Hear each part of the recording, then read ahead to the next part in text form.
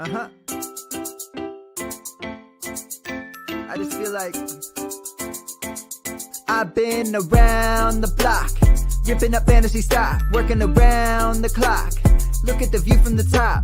Researching rookies a lot? No, I just be listening to pods, yeah. One in particular, I'm just a messenger, let me just pass on the rock. Browning, brunning, pruning, pronouncing ain't what he's doing. What he's doing is not losing, but infusing you with new things. And there's Dennis the Bennett, yeah. The man is a menace, yeah. Building a dynasty, some of the finest things. Promise you, you won't regret it. Sly as a fox, cultured in pop. Give him his props. Here is a thought, here is a box, and you cannot compare them at all. So don't even try. Careful with the news, but when you use a take, I take up Tony Fire. I mean Dyer, because anyone else is a huge mistake. Whoa, fantasy round table, fantasy round table, yeah. Fantasy round table. Come take a look at the crown, baby. Hey, fantasy round table, fantasy round table, woo. Fantasy round table. Come take a look at the crown, baby. Go.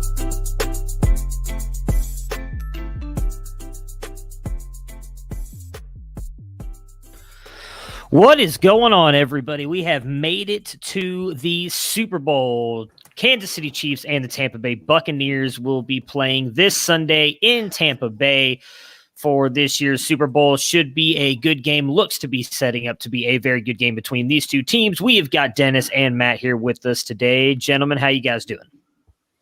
I'm doing great. It's snowing. It's cold. I don't have to work tomorrow.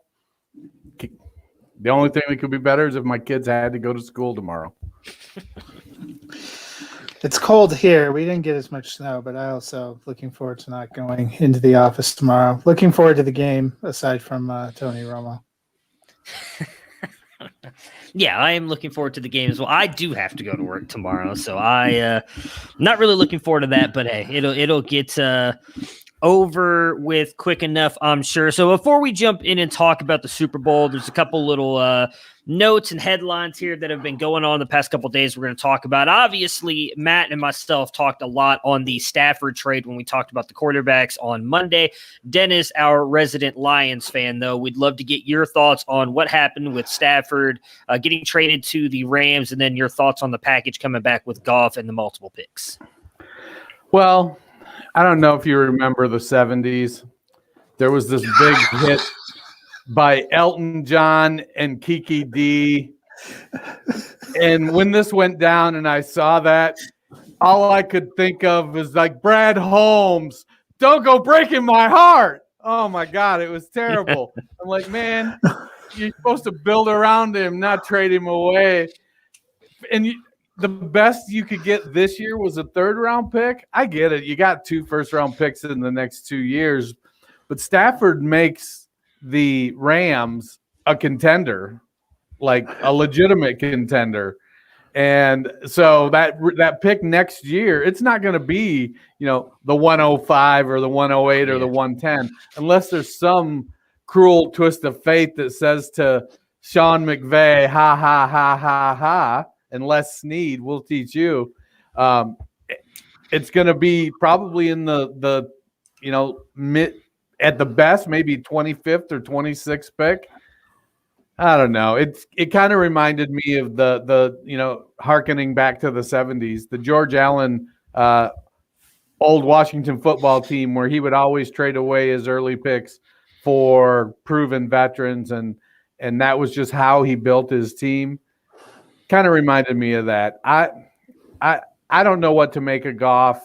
Some of it will, he's had his ups and downs. It's a little disconcerting to hear some of the, and while nobody directly comped him but they sort of started to compare his work ethic to Dwayne Haskins in Washington, saying, "Oh, he doesn't work very hard." He's, that's not the boat you want to be in. No, I was concerned when he didn't know on which direction the sun rose, but that, I guess that was neither here nor there. So let me ask you, it came out here, I know it's been big news here today, that Denver had offered Drew Lock and the 109 for Stafford and were rebuffed.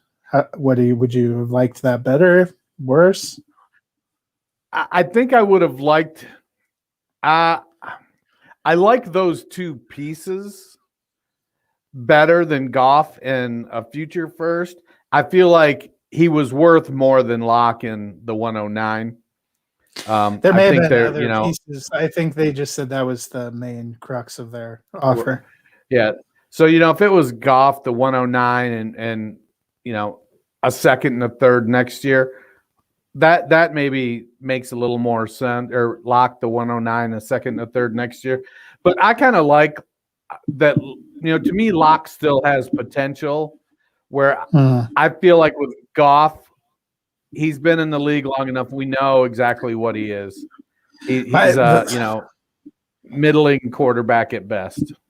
The other thing that kills me is they were always going to have to take dead cap to trade Stafford, but the contract they take back, if you take back a younger quarterback on a rookie deal, you're probably getting a higher pick. You're getting someone that may or may not be good, but I don't know how you feel, but I feel like Detroit's in a rebuild no matter what.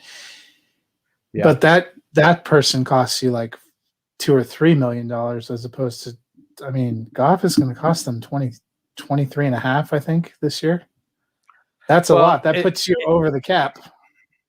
It makes sense, I think, I guess for Dan Campbell, it makes sense now why he said, give me 6 years, because the year one is a complete throwaway.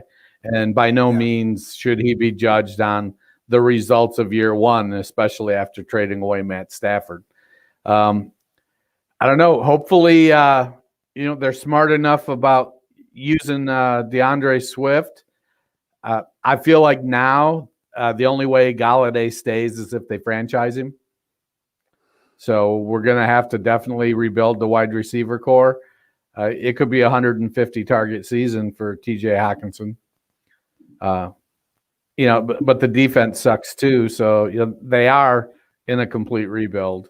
But I would have rather had Drew Lock than Jared Goff, even if in the end he ends up not being as good, because as of right now, Lock still has some potential to be better than what Goff is. I did not realize I've been muted this whole time. Yeah, I think we talked a little bit about it on Monday, Matt. Having Goff there for the next 2 years, I think, is going to work well with them trying to rebuild, especially with some of the quarterbacks you have coming out next year. Maybe they've got those 2 first-round picks now, obviously, and having theirs, and they'll have the Rams. Maybe they use theirs on a quarterback comes out. There's 4 or 5 guys I like right now. It's still early. Obviously, a lot of things can change with that college season. I like Howell and Slovis, but I think too that and maybe I don't know if it's fantasy has taken over my world to the point where I don't evaluate quarterbacks as good, maybe because now I'm looking for quarterbacks that are mobile, the Konami code quarterbacks that can throw. And I don't know. I'm not sure who in next year's class brings Rattler that to the table. Rattler. I don't like Rattler at all. Well, hey, he's going to bring that cockiness just like Dan Campbell's got. They're going to be a perfect matchup there. Look, Taysom Hill becomes a free agent next offseason. He can just go up to Detroit. Well, he can run the ball, that's for sure. You got oh my God, poor Dennis. You got Jaden Daniels is he's got to improve the accuracy a little bit and throwing the ball, but he's great with his legs too. You watch yourself a little bit of Arizona State next year. Once it gets into the film, I think he's going to be good. I like him. I freely admit I have to give Rattler a little more time in the film room. I don't like small quarterbacks typically, and he's small. He's skinny. Yeah. Well, maybe he's got a great arm. He feels to me like somebody that's going to take a few NFL hits, and that great arm isn't so great anymore. Great, and now Doug Flutie's not going to come on the show, right? But Doug Flutie was thick as hell. He had some booty to him. He was a solidly built quarterback. He wasn't like Spencer Rattler is just a tiny Robert Griffin. He's a little bit better. I'd say he's a lot better than Robert Griffin, actually. I don't know. We'll see. I still think you've got to give him a year. Robert Griffin's available. Yeah, I mean that's true too. And you don't know what I don't other know. I think quarterbacks I'm might gonna become start calling available. So Spencer Rattler, his new nickname is going to be Lil Sweet. That's what he's going to be called. I mean, he does kind of look like the dude, for being honest. All right, so next up with speaking with quarterbacks, Deshaun Watson. From everything that's being put out there, the Texans are refusing to listen to offers for him, which is kind of the opposite of, I guess we can loop these two together, what the Eagles are at least saying they're doing with Carson Wentz, and that they're listening to offers, but they're not going to move Carson Wentz. What are your guys' thoughts on these two quarterbacks? And I know, Matt, we kind of talked a lot about it. We both think that Watson is definitely going to be gone. But Dennis, your thoughts on Watson, and then we'll go get both your guys' thoughts on Carson Wentz. Well, on one hand, if I'm Houston, I'm like, no, you're not going anywhere. You play for us or you go home. And it's not like he sits out a year and then he can go be a free agent. His rights are retained by Houston. So there's a part of me that's stubborn like that and says, you're our quarterback. On the other hand, at what point does Houston decide they're ready to try to build a team to win? I feel bad for David Culley. He is in a situation where it's his job to get Watson to change his mind, and Watson doesn't want to talk to him. He doesn't want to talk to anybody there. I thought the PTI guys talked about this yesterday. I thought they hit on something. It's February. We haven't even had the Super Bowl. There should be no motivation for Houston to be taking offers and trading him now. But what it is starting to feel to me a little bit like is the standoff we saw with another Houston team, the Rockets, and their star player, James Harden. And that they were never able to get on the same page with a new coach and a new GM, and they ended up a little bit. So Deshaun's going to go get a fast food? Well, but I mean, just Harden wouldn't ever talk to the coach, wouldn't talk to the GM. That's basically, we know what they've said is the situation with Watson. It's February 4th right now. We haven't had the Super Bowl. New league year hasn't started, haven't had the draft. They have plenty of time to see if that changes. And if the Houston Texans don't want to trade Watson, which I take them at the word, they don't. It makes sense that they're like, hey, we're not listening to offers right now. They're hoping to reach out. I know David Culley has said that he's tried to reach out. Casario's tried to reach out. Maybe they're able to break through there. Maybe they're able to chat and see. But if it gets into July and August and he's still freezing them out, I think they have to seriously. The Texans went through this, with Jadeveon Clowney, and ended up ditching him. I know that was a different administration. On the other hand, you brought up Wentz. If the Eagles trade Wentz right now, if I was an Eagles fan, I'm throwing a Molotov at the building, because you fired your coach. Essentially said you fired your coach because he didn't want to work with Carson Wentz. If you hire a new guy that gave an Adam Gase level introductory press conference and then trade the quarterback, I have a lot of questions. Yeah, I didn't watch that press conference, but it did not get good reviews. It wouldn't make sense at all for them to move Wentz. I don't think it would have made sense anyways, because I still think Wentz is the better of the two quarterbacks. But the team they've got substantial work to do. Maybe they trade Jalen Hurts. That ain't going to happen, but yeah, I don't know. What do you think they could reasonably get for Hurts, though? Do you think there are that many teams that see him as their potential starter and are giving? I mean, he was a second-round draft pick just last draft. Yeah. Are they getting a second? Are they getting a first? I mean, if you're only getting like a fifth for him, is it even worthwhile? I think you could still get a second for him.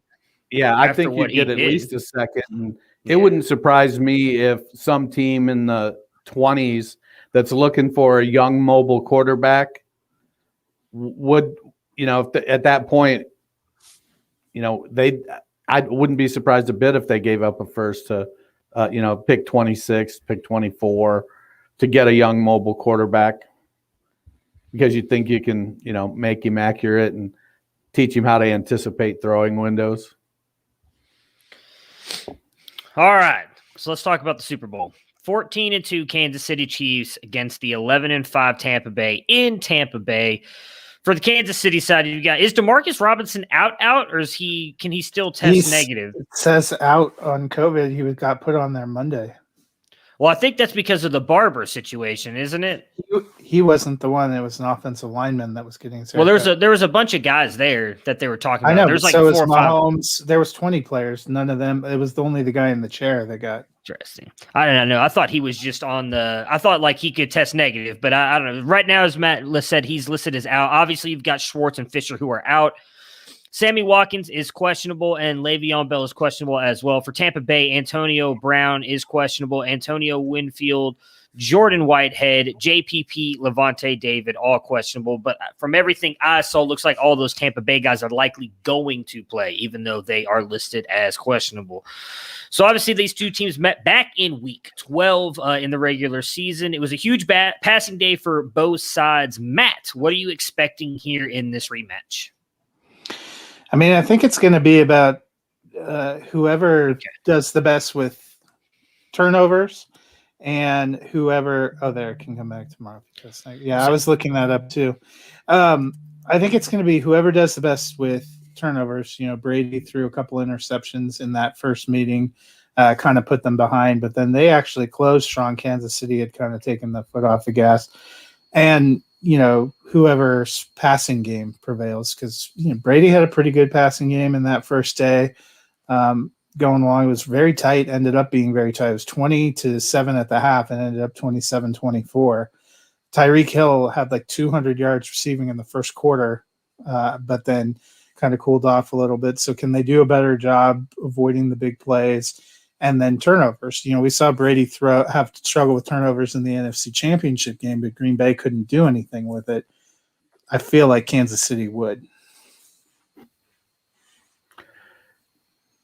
Kansas City's defense has been coming on, but despite not getting a ton of carries, Ronald Jones still put up 66 yards. So it feels like the Chiefs can get run on. That's kind of their weakness. Mahomes, he threw 462 and Brady 345. Both of these teams are built to throw the ball, and they run the ball sort of as we need to keep you honest. Edwards-Helaire had 11 carries in the first game, but he only had 37 yards. So I feel like Kansas City might be a little weaker on the first level of defense, and the Buccaneers may be a little bit better with the defensive line. It's going to be, unfortunately for my picks of our player pool, it's going to be a game where the ball is thrown. I don't know how hard you'll be sweating it if you take the over on 100 pass attempts combined between the two quarterbacks. It's gonna be a big receiving day. Yeah, I hope so, and I hope it's some of those secondary guys, because I used up all of the top guys and did not even realize it. So I think we all did. I used 3. It's going to be some slim differences that will define this competition. It's not looking pretty for me, at least at the moment. I know that. We'll get to our lineups, obviously, in a couple minutes. So that being said, though, we know who the guys are, right? For Tampa Bay, it's mostly Evans, Godwin, Hill, and Kelce for the Kansas City Chiefs. So let's just assume that the defenses are planning to at least try and slow those guys down.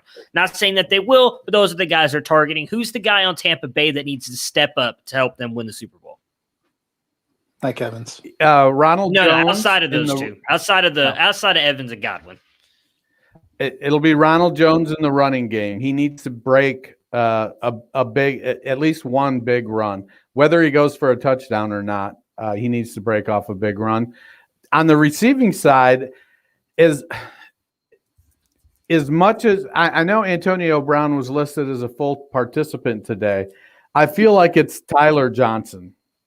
He's been coming on, and he's just been playing great. For the Chiefs, with Robinson and Watkins out, I don't know how you can choose anybody that's not named Mecole Hardman. Yeah, we'll see if Robinson comes back.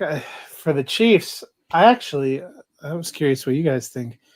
I thought Darrell Williams looked like the much better running back last week. I think he might actually be their best running back. And you're at the point in the season where you were drafted and what you've done before. It doesn't really matter. Bell's questionable about whether he's going to be in.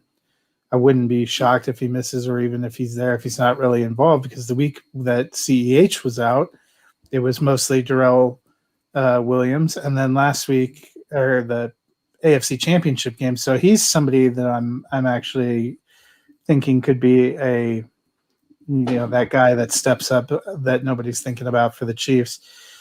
For the Buccaneers, it would be nice to see Ronald Jones do something, if only because I have to use him at running back in our competition. But also, he was the better running back during the season. It's kind of unfortunate he's been injured during the playoffs, hasn't really gotten to do a lot. But when he was really going good, that was kind of a difference maker for them. And in the passing game, I wonder if the experience and the familiarity of somebody like Gronk makes a difference for them. We haven't always seen him be huge, but during some clutch moments, that Brady has more maybe confidence, probably from their years together. Those two have been in a lot of clutch Super Bowl close games together.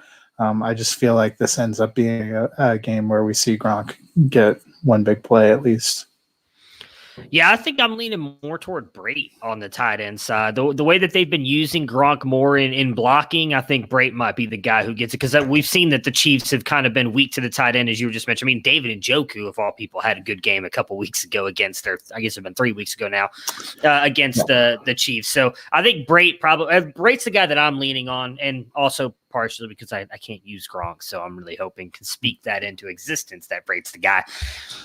For the Chiefs, I do agree with you that Darrell Williams has been the better running back. I will be curious to see how much they use CEH, or if they try to get him involved at all.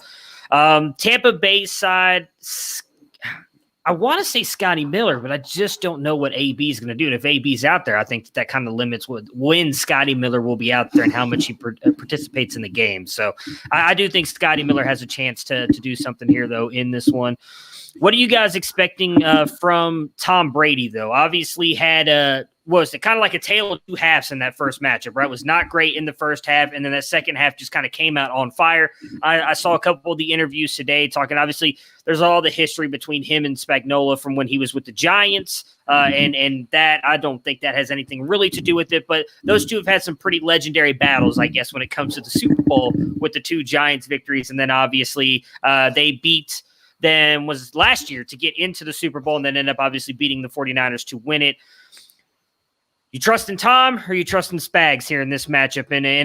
I guess technically the third time now that they're matching it. Is it the fourth? Was Spagnuolo the defensive coordinator 2 years ago when they lost in New England in overtime? That's a great question. I don't think so. I think they actually replaced their defensive coordinator with Spag. Yeah, that's what I think too. So at least the fourth time, I think, is the fourth time or third time. My math is horrible. Third time. Who you leaning on, Dennis? Brady or Spags? Based on my pick, I'm going to lean on Spags. Yeah, I think I am too. I was looking up to try to see. They have a. To me though, it's more about. It feels like it's more about. I like Kansas City. Better. I don't think that the Chiefs are going to completely lock down Tampa Bay's offense, but I also don't think Tampa Bay's offense or defense is going to be able to stop Kansas City's pass offense. Even last year against a much better defense in the 49ers, we saw them slow Mahomes a little bit at the beginning, but they really came on at the end and just put it away. Yeah, Kansas City isn't a power running team. Tampa Bay does really well shutting off the run. They've struggled a little bit in pass defense, especially with their safeties both coming in banged up. So to me, it's not as much about Spagnuolo versus Brady as it is Patrick Mahomes versus Tampa Bay secondary. Speaking of Patrick Mahomes against that Tampa Bay secondary, you've got Andy Reid going up against Todd Bowles, who has gotten that defense playing very well. I mean, for the most part, they did a good job of slowing down Aaron Rodgers. We talked about that. Obviously, I wanted the Packers to win that game. I thought they were going to win that game with as good and prolific as that offense had been. They were able to slow that down, and while I would think it's fair to say that the Chiefs are a better offense than the Packers, they haven't necessarily played that way all this year. How much do you think that is going to matter here in Tampa Bay's defense stepping up and really Mahomes and this Kansas City Chiefs offense not looking quite as good as they did last year? Well, it will come down to whether or not Tampa can contain Kelce and Hill and keep pressure on Mahomes. From the Kansas City side, they've given up about almost 700 more rushing yards than Tampa has. So they could end up putting Tampa in or Kansas City in a hurry up situation more frequently, which really plays to Mahomes' strengths. He gets to kind of wing it. So if Tampa grinds out some longer drives because they're able to eat up some time on the ground, then we know that Kansas City is probably the more explosive of the two offenses. Tampa's a good offense, a real good offense, but Kansas City I think we just look at it and feel like Kansas City could score on any single play versus Tampa, where, if it's 3rd and 17, Tampa might be able to pull it out, but you feel a lot more confident in Mahomes converting a 3rd and 17 than you do Brady converting a 3rd and 17. And I think that type of ability sort of pushes things over to the Kansas City side for me. Yeah, I mean, we've seen the teams that have slowed Kansas City down, challenged them, or beaten them are frequently the ones that can develop that kind of power rushing game and shorten the game, shorten the number of possessions Mahomes gets, maybe keep them from getting into a rhythm. That just doesn't feel like Tampa Bay. It's hard to imagine Tampa Bay. They've really gotten to where they are. The hot streak that they've had, the last game they lost this season was that game against Kansas City, where it seemed like they really sort of found something in the second half and it carried momentum-wise all the way through. But a lot of that's been the pass offense and using all the weapons and going around. I can't really think of a Bruce Arians team in my memory that was focused on being a power running team. And with Jones and Fournette, they have a couple of decent backs, but it's not like you're trotting Derrick Henry out there against some monster offensive line and you're just going to try to milk the clock down, or even what the Patriots did during the regular season when they couldn't really have a pass offense and they knew if they got into a shootout, they couldn't keep up. Tampa Bay can keep up in a shootout. If they have this entire playoffs been opportunistic, getting a couple of turnovers, making the plays when they had to, and getting just enough to win. And that's probably their best formula here to try to make it happen. I did look it up. Brady is 4-2 all time against Spagnuolo. The two losses, though, were Super Bowl 42 and last year's AFC Championship game. Gotcha. Oh, so he was only there for one of the Super Bowls. Okay. I thought he was there for both. Gotcha. Yep. All right. So, yeah, I mean, I do think Fournette and Rojo are going to have to be huge for Tampa Bay. They're going to have to get something going on the ground, even if it's just to kind of extend drives for Kansas City. Because I actually did hear an interesting stat on Sirius XM this morning. Now or not this morning. It was like the other day, but trying to remember what it is now. It was the opposite of what I've thought. And they had a Kansas City beat writer on talking about Kansas City and the way they play football. And he was talking about they've actually lost more games when they've gotten into shootouts than in games where it's been more defense and run heavy. And I actually would have thought the opposite, right? I would think when you're in a shootout with Kansas City's going to beat you because of that. So I wonder if Tom Brady and that offense are going to try and, as the old saying goes, take the air out of the ball a little bit, but they can still, obviously, like Matt was just saying, score with Kansas City, but try and lean a little bit heavier on Fournette. Yeah, exactly. Yeah. And lean on Fournette and Rojo a little bit more in this one because I do think that defense is going to be a little bit better than what they've really had to face so far in Kansas City. I mean, if JPP and those guys, I mean, Mahomes has only been sacked, I believe it's 7 times this year. So it's not like the dude gets sacked that often. So it's going to be hard to get him down. But I do think JPP. But he does get hit a lot. Yeah. So if they can get him hit and force him out of his rhythm, that would help. The other way goes round too. If Kansas City can penetrate in, and we know what Tom Brady's not the same if you're up in his face. Yeah, absolutely. Yeah, that's I think the reason everybody keeps comparing the Spagnuolo defense to that because of obviously, but that's not like that's why I keep saying you can't in my opinion can't make that comparison because that defensive line the Chiefs had is nothing like what the Giants had in that one. But they were able to get to him a little bit obviously last year when they played up in New England. And was it in New England or Kansas City? I think it was Kansas City. I think it was in Kansas City. Yeah. Okay, but they, it's not Kansas City has hosted 3 years in a row. Yeah. Okay. So. I don't think they're going to be able to get to him as much. And I do also think a big thing we just talked about earlier, obviously, too, with Schwartz and Fisher being out, like that hurts that offensive line even more, which does give a little bit of a boost to Tampa Bay's defensive front. So let's go over some categories here and pick who we like the best. At quarterback, I'm pretty sure this is going to be a clean sweep. We're all taking Mahomes over Brady. Yeah. Correct. At this point in time. So at the running back position, you got Williams, if Bell plays, Bell and CEH. For Tampa Bay, you've got Ronald Jones and Leonard Fournette. I'm actually going to lean with the Buccaneers because playoff Lenny is a thing now. And so I'm going to go ahead and lean with him being the best of the bunch right now. Now, I feel like because the play styles required by the teams are different, like Tampa Bay, their running backs, well, they don't always execute the game plan. It's to run the ball more times. And I feel like Tampa is more effective in running the ball. Kansas City, they throw the ball more. The running backs don't always get as many carries, and sometimes that's by design. But I think they're equally as good at what they do as Tampa is.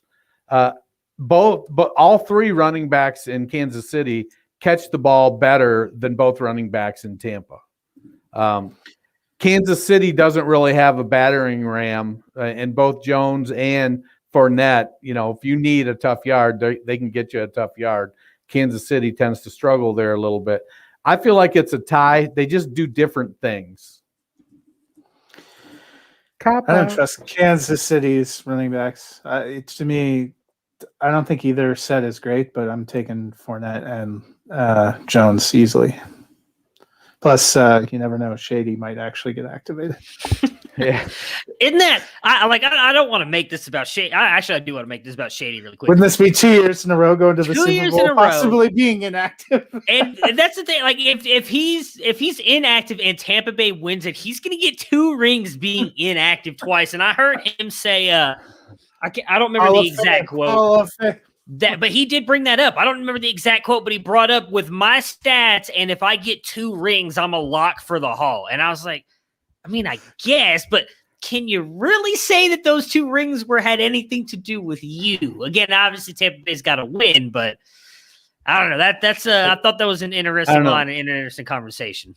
The question I would ask is, who does he help get the championship next year? I mean, Don Baylor did that in baseball back in the 70s or I think the 80s. Don Baylor changed teams like 4 years in a row, and every year the team won the World Series. I'll go back to the Eagles and help Jalen Hurts win his first Super Bowl title. Yeah. He did say he wants to retire as an Eagle, but if that were the case, say, hey, Cleveland, we could add a 3rd running back. Why not? We have a guy back up Chubb and Hunt. Wide receivers, Evans, Godwin, Antonio Brown, Scotty Miller, Tyler Johnson, Kansas City. You've got Tyreek Hill, Demarcus Robinson, Mecole Hardman, Sammy Watkins if he plays. Which side are you guys leaning for these 2? You can go, Matt. I'm taking Tampa Bay overall. I think Tyreek Hill is the best individual player among those 2, but as a unit, it's hard to beat Tampa Bay. I mean, Sammy Watkins feels like he's been questionable all season. I'm pretty sure that's not an injury designation anymore. It's just him as a player. So That's probably true. But he'll have a massive game on Sunday. Just you watch. He saved his 3 touchdown game. For the Exactly. It's exactly what's going to happen. I might actually switch him into my lineup really quick, just for the hell of it. Now, I agree. I think Hill is the best receiver of both teams, but Tampa is by far deeper. It's a situation where if the Chiefs lose Tyreek Hill, there's serious question marks about Kansas City's passing offense. If Kansas City or Tampa Bay loses Godwin, or if they lose Evans, they've got 3 guys that I think can step up. We've seen Scotty Miller come in over the last couple years and just make plays. It's like somebody goes down, Scotty Miller's all of a sudden on the field. Next thing you know, he's catching a touchdown pass. Well, Tyler Johnson is starting to convert first downs, make plays. Antonio Brown is who he is. He's still a great player. While he may not be elite like he was a couple years ago, I think given the opportunity, he still makes plays. So it's definitely Tampa has the best wide receivers, despite Tyreek Hill being the best wide receiver there.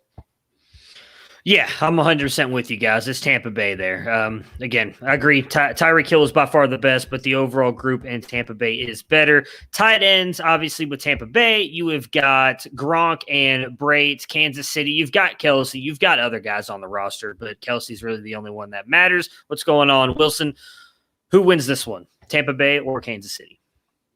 Yeah, this is a Kelce. I mean, he's the best tight end in the game. Yeah. Not the Super Bowl, in the NFL.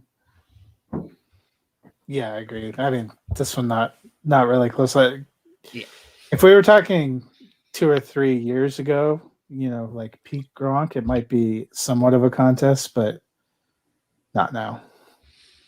I think if you go back 3 years ago, it'd be Gronk kind of easily for me. I don't think Kelce was still great, but he wasn't what he is the past 2 years. I think he really kind of burst on the scene really right as Gronk was kind of fading away. Defenses, Tampa Bay's or Kansas City's? I'm going Tampa.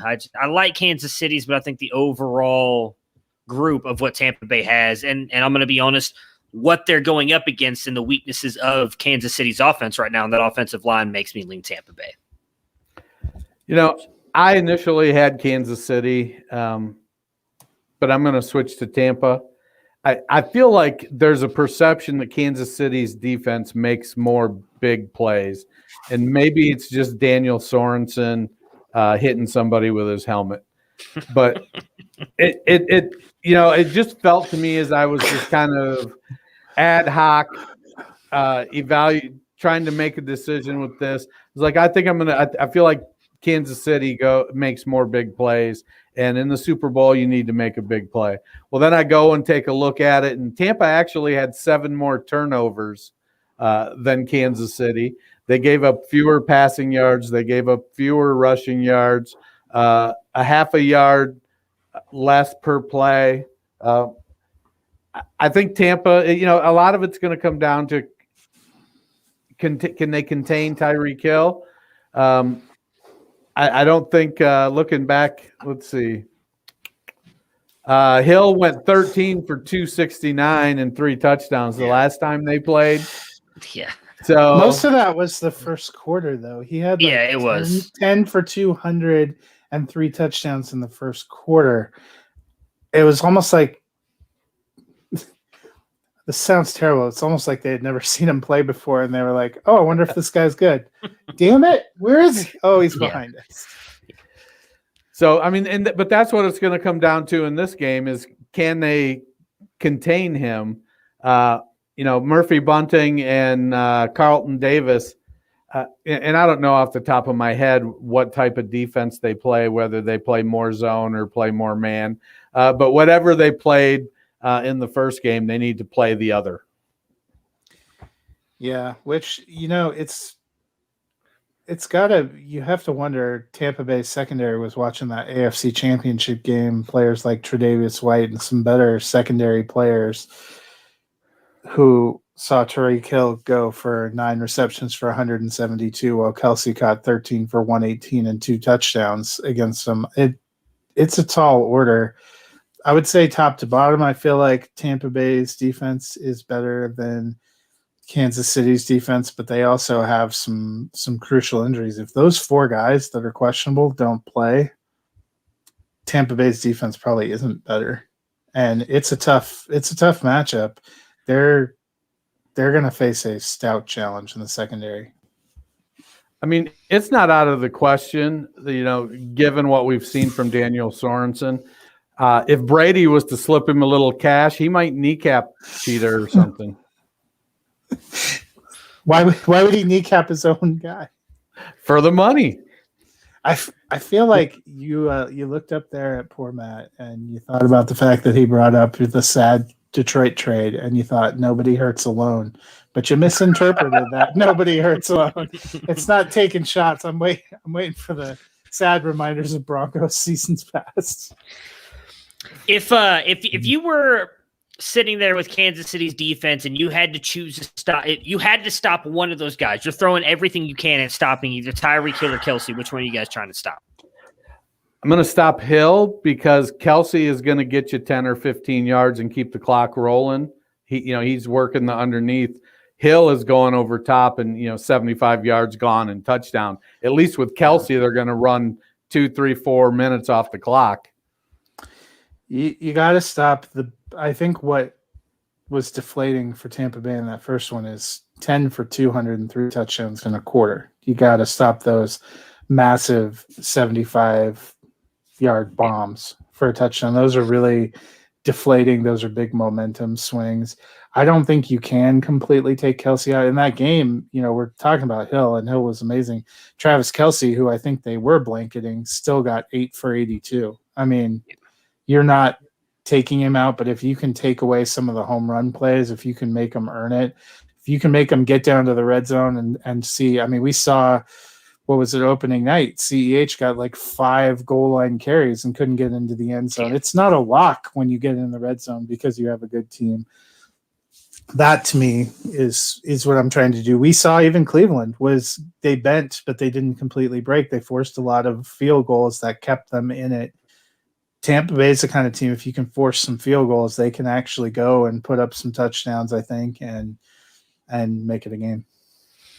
I'm going to group these. The interesting thing that I took from the first game is they had that explosive first quarter, but yet Kansas City still possessed the ball for almost 37 minutes in that game, only rushing. Let me see, what was it? Only running the ball 16 times with their entire running backs, all their running backs. So, they just ground up the clock. Yeah, I was like, I wonder how much of that is what Matt was just talking about, though. And you were just talking, they took the deep shots away to Tyreek Hill. So now the Chiefs weren't able to score because they only scored 3 points or something like that in the second half of that game? 7. They scored 1 touchdown in the third quarter. I'm going to group. Yeah, I mean, it was a lot of Kelce had his 8 for 82, but then Watkins had 4 for only 38. Robinson had 5 for 36. Hardman had 3 for 23. Bell 2 for 10. So but it was. At some point, it also seemed like they took the foot off the gas a little bit. They came out and made those strikes, and it was like, oh my God, we're down. I'm going to pair these next two together because we're all going the same route here. So special teams and head coach, we all picked Kansas City and Andy Reid. Was either one of these close for you guys in going the other way? Would you rather have Jadon Mickens or Mecole Hardman returning kicks and punts? So I was going to say, Jadon Mickens has made a shit play in each of the 3 playoff games that they've been. His name has been called for either muffing or screwing something up. That was the first thing I thought of when I was looking at special teams. I mean, both kickers are pretty good. Succup's a veteran, Butker, though. But Butker, I agree. Butker's better. but for special teams, yeah, I mean, the firepower that Kansas City brings to the table on returns far outpaces what the unless they put Antonio Brown back. We've seen him return punts before, but even then, I don't know at this stage of his career if that's that move would be prudent. But Tyreek Hill, they've dropped him back to return punts for Kansas City when they need a big lift too. So, I think overall the better unit. So Wilson asked, do you think the Super Bowl gets postponed if Mahomes or Brady test positive for COVID? I do not. I do not think that they would postpone it if either one of those tested positive. I think they just make the other starting quarterback sit out too. I honestly think I don't want to go all conspiracy theory here, but I would bet that they're not going to say anything and let them play. And then afterwards, they're like, oh, hey, they tested positive after the Super Bowl. But no, I don't, even if it did come out, I don't think that they would postpone the Super Bowl. There's just no way. I think they'd get crushed for that based on what they've forced teams to do before. Their policy has been, the next man up. You got to be prepared for anything. Well, I am a firm believer that the only way to get away with a crime of any sort is to not have partners or living witnesses or living partners. So that's what I've read. So I'm glad that you clarified that last part. It's gone to a dark place. If one of those two quarterbacks tested positive and then they waited until after the game, there's no way with all of the people involved it would not get out. And it would be a complete shit show afterward. There would be lawsuits. Not only, players would be suing for damages from throughout the season and mismanagement. And it would just be a complete cluster fucking nightmare. So, like I said, if one of them if after the game everybody ends up dead, then somebody tested positive. Look, also, wouldn't the most fitting cap to a 2020 COVID season be the Chad Henne Blaine Gabbert Super Bowl matchup that none of us knew we always wanted? It'd be beautiful. Absolutely beautiful.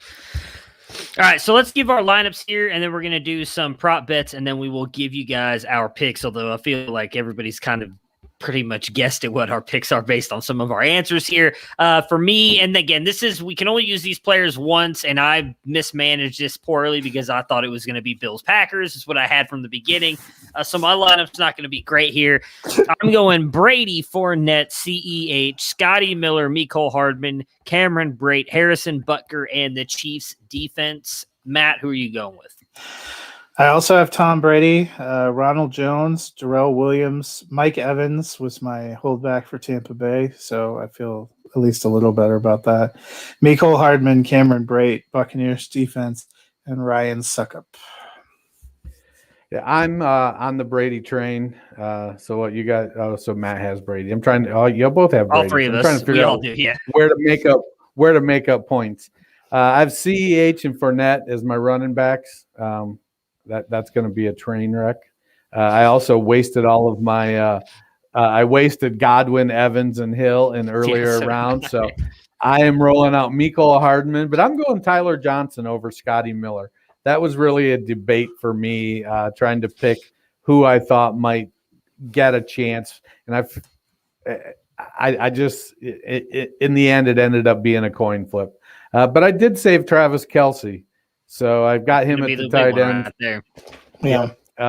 My kicker is Ryan Suckup, and I got the Kansas City defense. So we are all within about 24 points. After 3 weeks, Dennis has 306.825. You, Matt, have 313.1, and I'm at 330.775. So I feel like Travis Kelce may swing this. Yeah, he could, because I don't have really anything. Most of mine, unfortunately, kind of matches up with Matt, so it's going to be hard for me to catch him. I need unless Scotty Miller puts up that MVP performance we've been waiting for. I need Miller, CEH, and Fournette to just have massive games for me here. All right, so some of the big prop bets here. Will one of the teams score in the first 5 minutes? So whoever gets the ball first, do you think they drive down the field and score in the first drive? I feel like yes is the easy answer.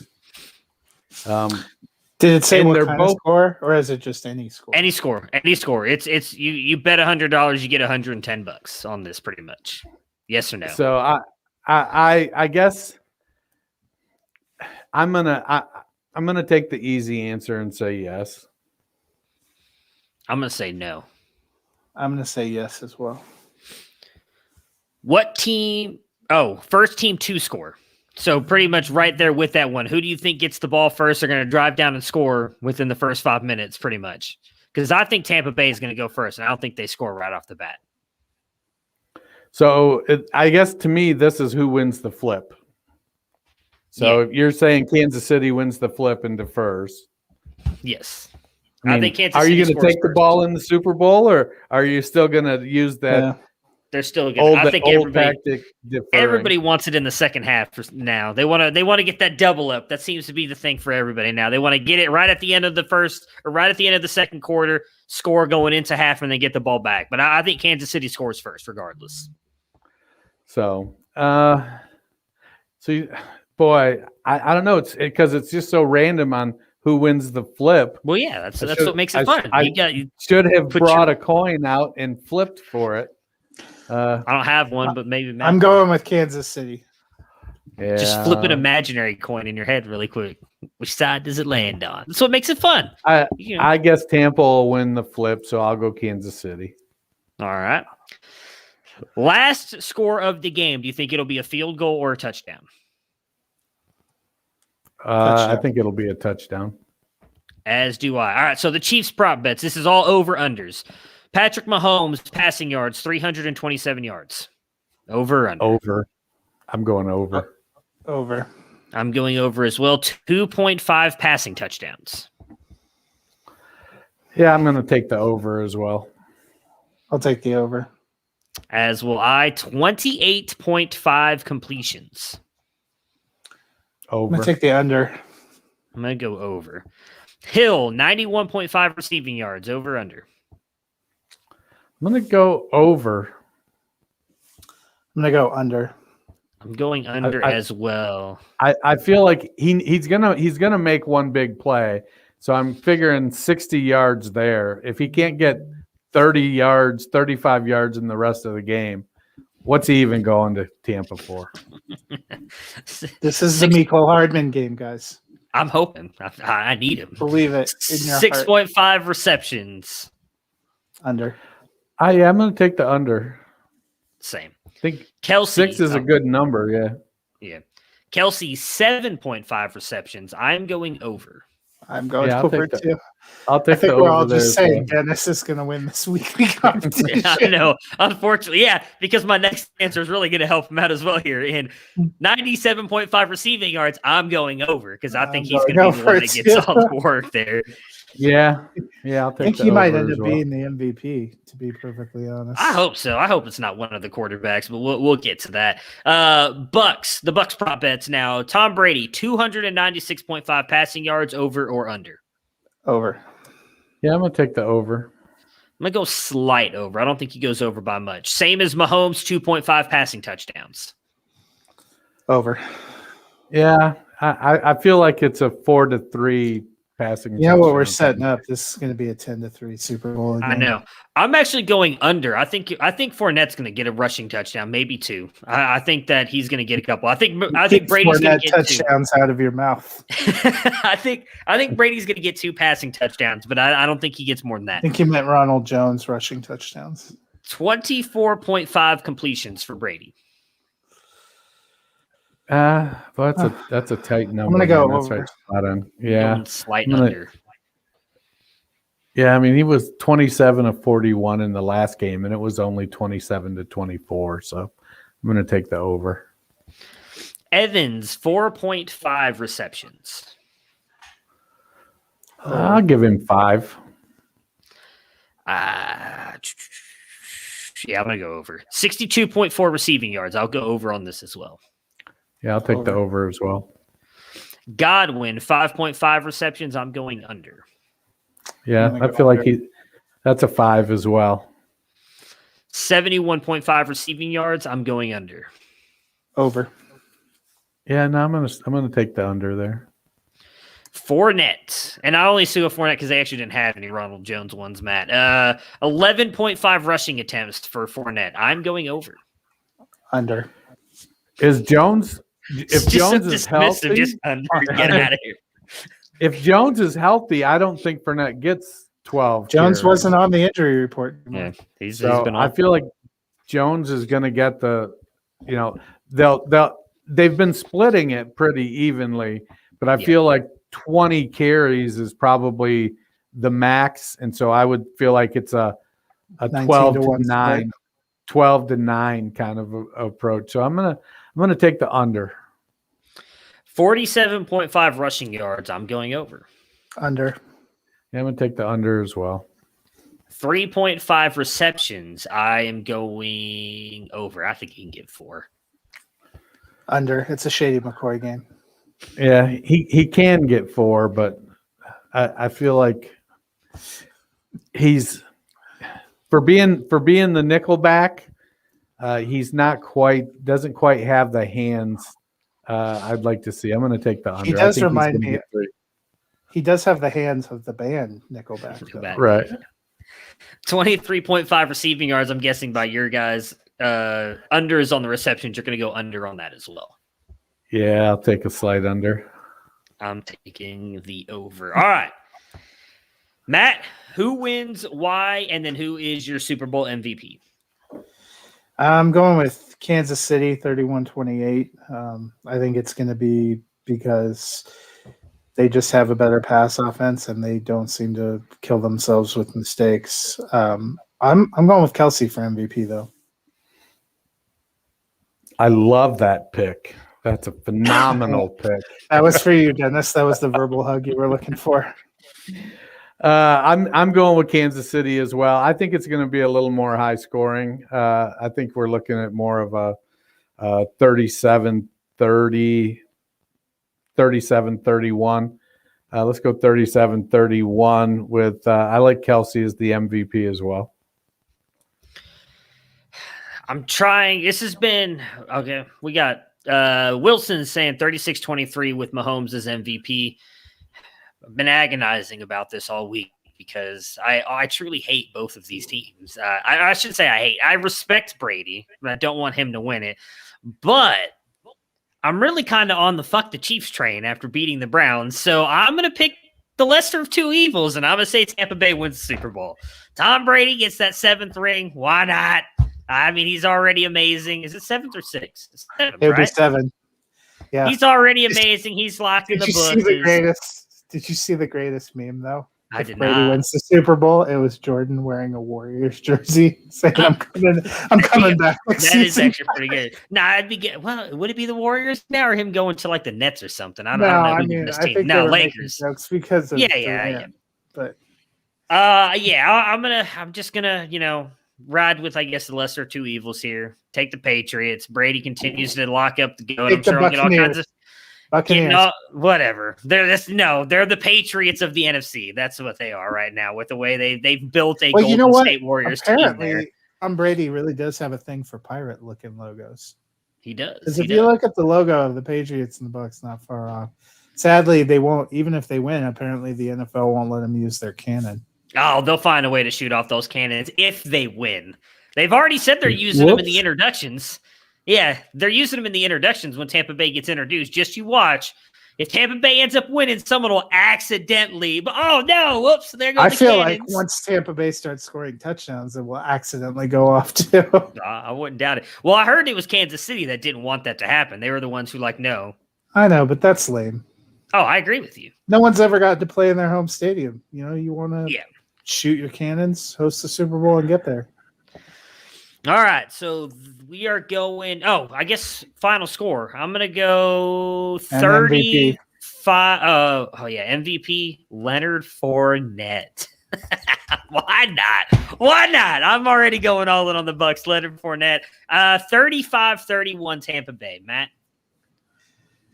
I did 31-28 Kansas City. I went 37-30 Kansas City, 31 Kansas City. So if our playoff predictions tell you anything, expect a 13-10 game here this weekend. And I hope was going that's to say wrong, expect the 6-3 game with Harrison Butker as MVP. And Is- Darrell Williams, rushing for 177 yards. Yeah, but they'll still give the MVP. Anyway, to that would Patrick be Mahomes. good for me. I would like that. Yeah, that would help that a lot. All right, so that'll do it for us. Everybody enjoy Super Bowl weekend. Be safe if you guys are going to do anything, any parties, anything like that. Matt and myself will be back on Monday. We will recap that, any other NFL news that comes out, and then on Thursday, we will start moving into our full-on dynasty content. We'll continue to go over things that we got right and wrong with other positions, and among other things, have guests on to talk about their teams like we do every offseason. So again, everybody enjoy your weekends and enjoy the Super Bowl.